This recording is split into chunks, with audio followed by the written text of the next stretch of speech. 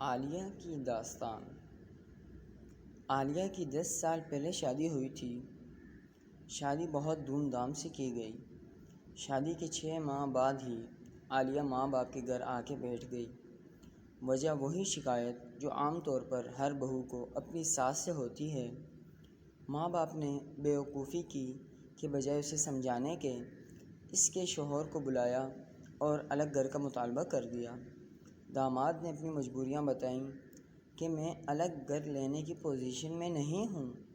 ہاں، میں اتنا کر سکتا ہوں کہ گھر میں ہی الگ ہو جائے اور اپنا کھانا پکانا الگ کر لے، لیکن عالیہ کے والدین نہ مانے۔ اس کی ماں کہنے لگی کہ ہماری بچی ہم پر باری نہیں ہے کہ ہم اسے 2 وقت کا کھلا نہ سکیں۔ داماد نے بہت کوشش کی، لیکن اس کے ماں باپ نے اسے بھیجنے سے انکار کر دیا۔ عالیہ بھی یہ سوچ کر ماں باپ کے گھر بیٹھ گئی کہ جب عقل ٹھکانے آئے گی تو مطالبہ پورا کر کے خود ہی لینے آئے گا، لیکن بیچارے شوہر کی اتنی پسلی ہی نہیں تھی کہ وہ الگ گھر کا بندوبست کر سکتا۔ عالیہ کے خاوند نے کچھ عرصہ تو صلح کی کوشش کی، لیکن عالیہ کی ماں اپنی ضد پر اڑ گئی اور اپنی بیٹی کو نہ بھیجا۔ چند ماہ بعد عالیہ ایک بیٹے کی ماں بن گئی۔ خاوند نے اس موقع پر بھی صلح کی کوشش کی، لیکن عالیہ کی ماں بھی ضد کی پکی تھی۔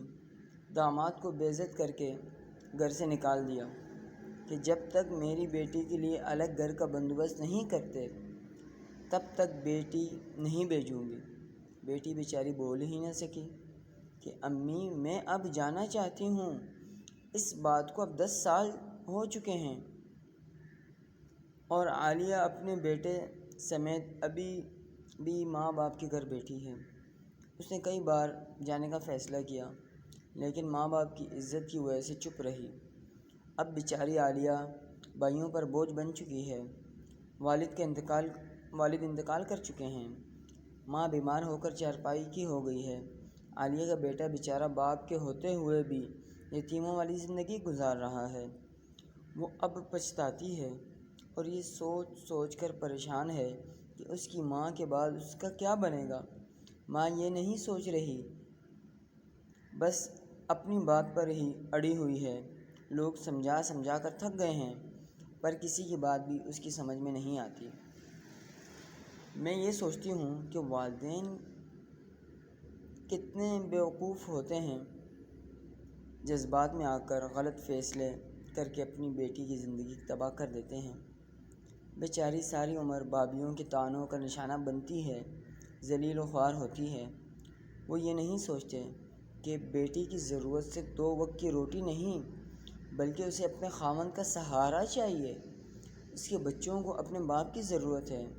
کاش کہ ماں باپ فیصلہ کرتے وقت جذبات کے بجائے عقل سے کام لیں اور کسی خاندان کو ٹوٹنے سے بچا لیں۔ کچھ بیٹیاں بھی بڑی عجیب ہوتی ہیں، خود کو توڑ لیتی ہیں، پر ماں باپ کا گھمنڈ نہیں ٹوٹنے دیتی۔